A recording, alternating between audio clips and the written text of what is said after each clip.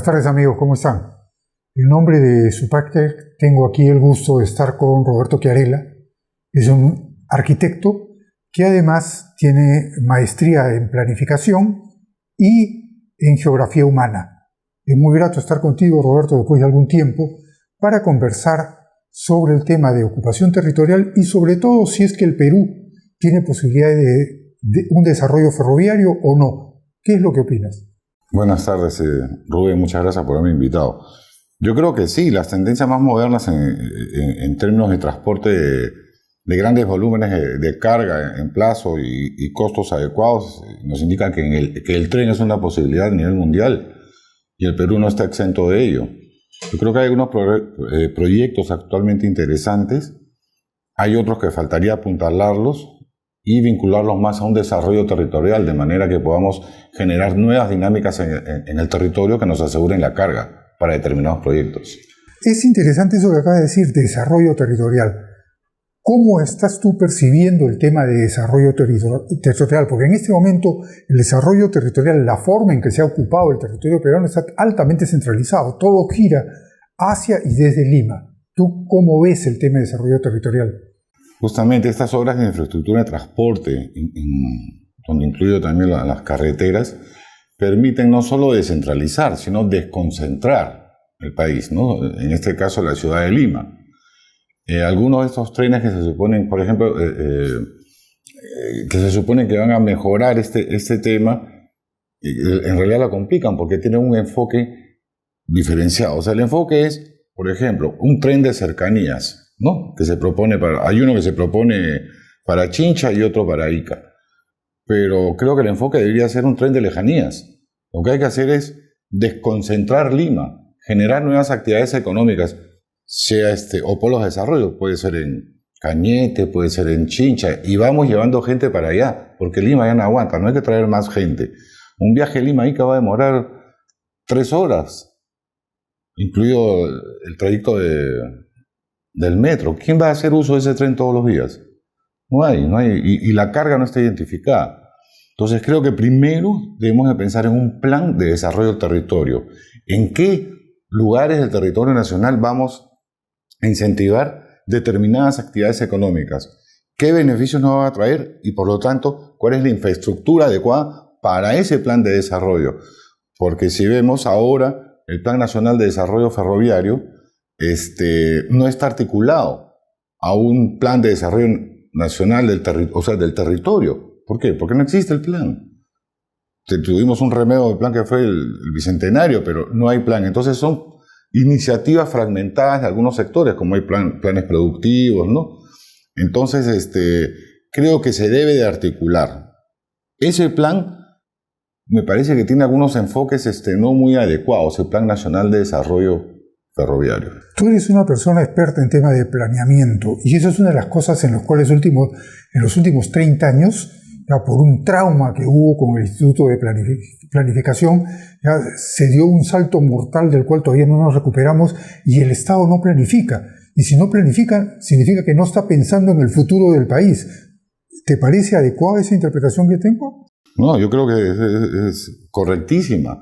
O sea, cuando en el 93 cierran el Congreso y cierran el INP, la población salió a manifestarse en contra del cierre del Congreso, pero nadie se manifestó en contra del INP.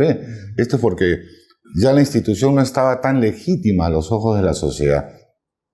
De allá para acá, ¿qué pasó? Hubo un intento de tener una iniciativa del Estado para planificar, que fue con el Consejo Nacional de Descentralización, el antiguo CND, ¿no? Inclusive se hizo un Plan Nacional de Desarrollo Territorial, que al final no lo aprobaron, pero eso quedó en intento cuando se propuso una determinada regionalización absurdamente forzada. No había muchos criterios técnicos. Entonces la población no lo aprobó y el CNE terminó siendo una oficinita allá en la PCM. Entonces fue un fracaso la descentralización. Paralelamente se crea el CEPLAN, ese Centro Nacional de Planificación Estratégica, pero la planificación estratégica es un tipo de plan de planificación, es un modelo, un método determinado, hay otros. Entonces creo que incorporar esta metodología en el nombre de la institución le ha quitado mucho. Porque además tú sabrás que ¿de dónde sale la planificación estratégica? Sale esencialmente de los campos competitivos. Esto es la guerra, como decía Sun Tzu, el arte de la guerra. Entonces, en el campo militar principalmente. Luego, en las décadas de los 60, es trasladado a la competitividad de las empresas. Y viene pues Porter con el análisis interno, externo. Ok. Pero ya a partir de la década de los 80, este tipo de iniciativa privada del sector competitivo privado es llevado al Estado. Solo que hay dos cosas que no resuelven. Una, cuando tú haces un plan estratégico institucional, ¿con quién compites? Si esto es esencialmente competitivo. Y además, ¿cuál es el marco de tu competencia? ¿No? Entonces, al no poder adaptar esos conceptos a una verdadera planificación estratégica, es que nos hemos quedado pues cortos. Todo el mundo hace planificación estratégica, hace su visión, misión, que ni siquiera entienden. Primero es la misión, después es la visión. Entonces, se utilizan estas herramientas y ya se cree que se ha planificado. Y no se ha planificado. El Estado está lleno de estos planes estratégicos, igualito, como que todos los distritos del Perú quieren ser turísticos, y no todos van a poder serlo. Eso último que has dicho me interesa bastante porque SupplyTech, que es la empresa por la cual te hemos invitado a que nos des estas ideas, ¿ya?, es especializada en temas logísticos. Y la logística, como sabes, es planificación permanente. ¿Ya? Y es planificación inmediata, porque tú tienes que movilizar una determinada carga de un punto de origen a un destino, pasando por todos los intermedios y llegar en términos competitivos, es decir, racionalmente conservando la economía. Entonces, exacto. Esa es la logística. ¿Cómo ves tú el desarrollo de la logística en el Perú en este momento? Mira, yo creo que hay que apostar un poco más por el tren, ya no por las carreteras, como inclusive una que quería apostar Kuczynski, que iba por medio de la selva para ir a Loreto, o sea, no, sí por el tren. Pero, ¿cuáles van a ser los proyectos que se deban de aprobar y cómo va a quedar conformada la red de transportes ferroviarios en el país? Lo que podría optimizar todos los flujos logísticos, las cadenas de agregación de valor, en fin, tendría muchos beneficios. Ahora, las propuestas de ferrocarriles todas nos están llevando a puertos. Se están proponiendo una serie de puertos, algunos megapuertos, pero el kit del asunto es, ok, baja carga, esencialmente minería, a la costa. ¿Qué es lo que sube? No suben los mismos volúmenes. No va a subir. Por ahí, inclusive en la época de Vizcarra, me parece, había un proyecto traer el mineral de las minas del Muntún, de Bolivia. Eso nos podía asegurar una carga de 20 millones de toneladas en el puerto, si se hiciera un puerto en Tacna. Pero Bolivia no importa esa cantidad, pues importa 1 millón, 2 millones. Entonces ahí el falso flete. Ese es el problema de casi todos los proyectos de trenes. Y en algunos casos también de infraestructuras de transporte rodoviario. Solo para acotarte. El caso de la Interoceánica Sur, el IRSA, para mí sí era un buen proyecto, para mí. Si tú le preguntas a una persona que vive en Iñapari, en la frontera, ¿qué le parece la carretera? Él está feliz, porque antes le llevaba 3 días llegar a Puerto Maldonado. Ahora lo hace en una vía que parece una alfombra, 3 horas, y con aire acondicionado. El problema es que no se ajustó o se adecuó a un plan de desarrollo del territorio de fronteras todavía. Pusieron la carretera y piensan que solo poner la obra de ingeniería ya solo llega el desarrollo, y eso no es verdad. Eso lo he escuchado varias veces, ¿no? O sea, inclusive IRSA se propuso eso, dijo que Sudamérica lo primero que tenía que hacer era el desarrollo de la infraestructura, a soltar las carreteras, y lo demás venía como un agregado. El agregado que hemos visto en el ejemplo que tú has puesto hacia Puerto Maldonado es un desastre. ¿Ya? Todo lo que es la reserva de Tambopata está destruida y sigue avanzando la destrucción a través de una minería ilegal, que es la minería del oro. Esos son los problemas que tiene el Perú. Tú has hablado de ocupación territorial, y no es que nuestro territorio no esté ocupado, sino que a veces está ocupado por actividades que son realizadas de manera ilícita. Tala, minería, narcotráfico, etcétera, etcétera. Entonces nosotros tenemos un problema adicional. Ahora, para no irnos fuera del tema, nosotros nos conocimos conversando lo que era el proyecto del tren transcontinental. Okay. ¿Ya? El tren transcontinental era una idea relativamente interesante, ¿ya?, si es que se partía de Portobelo hacia Paita, movilizando lo que era la soya ¿ya? Porque Portobelo es el gran centro de acopio de la soya, y regresando hacia allá lo que era el proyecto de la urea a partir de los fosfatos de Bayóvar. Ambas cosas se cayeron. ¿Tú tienes una idea por qué se cayó ese volumen de carga que se iba a movilizar? Ahí sí había carga de ida y de regreso. Efectivamente, ese para mí es el mejor proyecto que tiene Perú, el mejor, hace tiempo ha debido salir. Ese proyecto se cae por la siguiente razón. Lo primero era saber si había carga o no había carga.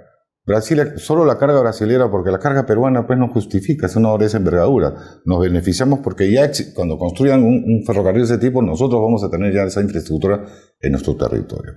Entonces, principalmente eran los productos brasileños hacia el mercado asiático. Estamos hablando de 280 millones de toneladas de carga. Y del Asia-Pacífico hacia el mercado brasileño hablamos de 70 a 75 millones de toneladas de carga. Ese tren sale con 60 millones. 50 millones, porque son 25 y de vuelta, ¿ok? Y tiene inclusive tiene una TIR muy buena, porque se calculó con una tasa de descuento de 12% y la TIR salió en 17, con payback de 12 años. Impuestos más o menos como 500 millones al año, solo en impuestos, pero en fin. Ese tren nace a través de la iniciativa de una persona que es José Torrico Rospigliosi.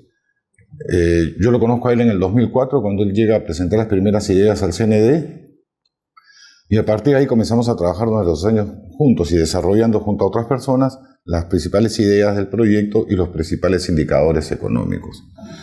En el año 2014 ya estábamos listos para que hagan el financiamiento para hacer los estudios no definitivos, pero digamos el anteproyecto, o sea, un poco más detallados que un simple perfil. De aquella época, dos empresas nos ofrecieron el financiamiento. Una fue Odebrecht, 2014, y otra fue Graña y Montero. No sabíamos, pues nadie sabía en aquella época, 2014. Y nosotros nos conectamos con una empresa china, la CREC. Y nosotros la trajimos a Perú y le mostramos a los probables socios y todo el tema. Y en ese medio tiempo llega el Lavallato, se acaba el financiamiento y los chinos lo toman y se lo llevan a su gobierno. Entonces, ese es el punto de quiebre, porque esto nace como un proyecto con enfoque de iniciativa privada. El privado va a financiar todo, porque el proyecto tiene pues buenos indicadores. Pero cuando lo llevan a los chinos, ellos se lo llevan y le cambian el enfoque a un enfoque de iniciativa pública. Entonces, el Banco de China nos va a prestar nosotros. De 10.000 millones que calculamos nosotros, pasó a 45.000 millones en inversión pública. Se cayó, eso no lo soporta nadie. Por eso estos contratos también de gobierno a gobierno, en temas de ferrocarriles hay que tener mucho cuidado. Ese de la costa pretende ahí hacerlo gobierno a gobierno, no sé. Pero hay que tener mucho cuidado. Y otro proyecto que sigue caminando, se empezó el año 98 y sigue caminando, es el puerto de Chancay. Sí. El puerto de Chancay, tú te acuerdas, originalmente era un sistema integrado ferrocarril-puerto. Claro, como debe ser. Pero actualmente el tema ferrocarril ha quedado totalmente fuera de lado. Claro. Y no entiendo por qué cuando era conveniente, por el volumen de carga y el tipo de producto que iban a movilizar, básicamente graneles, era conveniente que haya un ferrocarril porque son las economías de escala más importantes que hay, ¿no? Claro, claro. Y a la larga, para grandes distancias te ahorran tiempo y costo. Bueno, el ferrocarril se puede hacer en cualquier lugar del Perú. No es obvio, existe tecnología, el tema es el costo. Y para asumir el costo tiene que haber carga. Mira, acabas de tocar un tema. Yo le escuché a Javier Iguíñez ya tan temprano como en la década del 90 hablar de aplanar los Andes. La morfología del Perú es bien complicada porque los Andes bloquean mucho los movimientos. Entonces, una vez hablando con Juan de Dios Olaechea, que tú también lo conoces, el hombre de Ferrocarril Central Andino, sí. Él me dice, nuestros problemas son las curvas. Para mover un ferrocarril necesitamos, en términos competitivos, con economías de escala, necesitamos que sea lo más largo posible y que los convoys sean muy, muy largos. Pero, sin embargo, las curvas que tenemos que dar son una limitante que nos bloquean los convoys. Tú eres un arquitecto, así que tienes que tener una idea de lo que significa eso. Y te pediría que nos lo expliques si es que es verdad lo que me dijo Juan de Dios o claro, tú tienes otra idea. Mira, en Canadá, en Australia, que son territorios básicamente llanos, los convoys son de 250, 240 vagones, pues, enormes. Acá la propuesta de este tren transcontinental era también de algo similar, 200 vagones. Entonces, porque tienes que cruzar llano amazónico. Cuando llegas ya a una zona con mayor dificultad, las estribaciones andinas, por ejemplo, tú puedes disminuir, le metes más locomotora y en vez de jalar 200, jalas P50, jalas 40. Fuera los túneles para evitar las curvas. Entonces el convoy no necesita hacerlos en ese trecho tan extenso.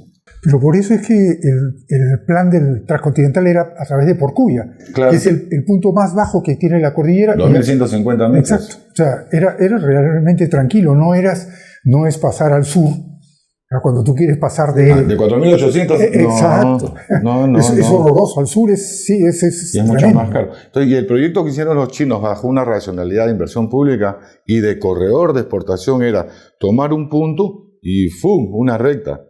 Y los territorios por los cuales iba a pasar, había que conectar Tarapoto, Moyobamba, Lamas y todas esas zonas. De esa manera, a conectar y permitir que haya una mayor circulación de personas y mercancías del Perú en nuestro territorio, podríamos darle una mayor capilaridad al desarrollo. Ese es el punto, lo que en cierta medida Toledo decía el chorreo, en realidad es la capilaridad del desarrollo. Interesante lo que has dicho, y eso de la capilaridad me gusta bastante, ¿ya? Pero me voy a quedar con esa idea que tú tienes de ferrocarriles, no de cercanías, sino todo lo contrario. De lejanías, pues. De lejanías, o sea, para que haya un desarrollo sostenido en el Perú, que lo estamos viviendo en esta crisis que estamos sostenida desde hace tantos años, nos estamos dando cuenta que no es lo mismo, ¿ya? Una de las cosas que tiene Estados Unidos y Europa es que a ti te da lo mismo estar en Nueva Orleans, estar en Miami, estar en Washington, o sea, en el estado de Washington, en Seattle, da lo mismo. Acá en el Perú no, pues. Acá tú tienes que pensar dos veces, ok, estoy en Lima, a ver, tengo que salir. Arequipa tal vez, pero está un poco alto. O sea, Trujillo, mucha delincuencia. O sea, esos son nuestros restos. Estamos muy polarizados. El Perú tiene una ciudad de 10 millones de habitantes y la segunda todavía no llega al millón. O sea, estamos mucho más polarizados que Chile, que Bolivia. Muy polarizados. Entonces, creo que hay que buscar desconcentrar. Hace algunas décadas hubo una iniciativa en el estado de São Paulo, y en Brasil, y ellos decidieron un poco que desconcentrar la ciudad de São Paulo. ¿Cómo? Invirtiendo en un determinado lugar, a hora y media de São Paulo, y pusieron una universidad de primerísimo nivel, hicieron urbanizaciones, es la Unicamp, una de las mejores universidades de América del Sur. Eso llevó gente. Claro, no solucionó todo el problema. Ahora Campinas, en la ciudad de Campinas, tiene pues más de 1 millón de habitantes.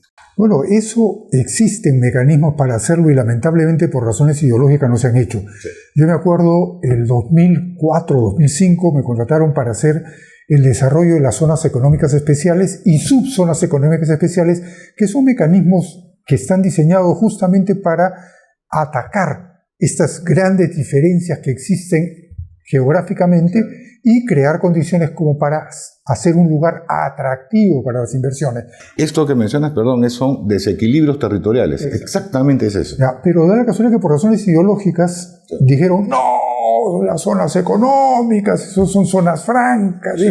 Y lamentablemente hoy día, te estoy hablando del 2004-2005, mira cuánto tiempo ha pasado, sí. Y el de las zonas económicas, y sobre todo subzonas económicas que Estados Unidos los ha empleado de manera excelente y con resultados sensacionales, ¿ya? Siguen estando sobre la agenda. Mira, para darte un ejemplo de cómo acá a veces no se tiene un buen enfoque de las cosas que se quieren. No hablando de los ferrocarriles, pero tú mencionaste un tema de Uria, me vino Yo trabajé varios años en Petrobras en nuevos negocios a partir del gas natural. La Uria es uno de ellos. Si en la época se hubiera desarrollado a partir del gas natural una fábrica de fertilizantes nitrogenados, Uria, y el ANFO, ¿no? Y el ANFO, en fin, hoy en día no hubiéramos sufrido tanto los embates de la guerra de Ucrania. Podemos, si tenemos el gas. En gas natural, tú sacas las botellas PET, esas de Coca-Cola, sacas camisas de poliéster, sacas el downstream en la cadena es interesantísima y nosotros lo estamos quemando. Roberto, muchas gracias, ha sido un verdadero gusto, de tiempo que no nos veíamos Sí. y esta conversación ha sido bastante sólida. SupplyTech te agradece realmente el que hayas venido porque nos estás dando una serie de luces sobre temas que están relacionados a la logística, que es toda Sí. la infraestructura que necesita el país. Así es. Ok, muchas gracias, Justo Alberto. Nuevamente, Gracias, Roberto. Muy amable.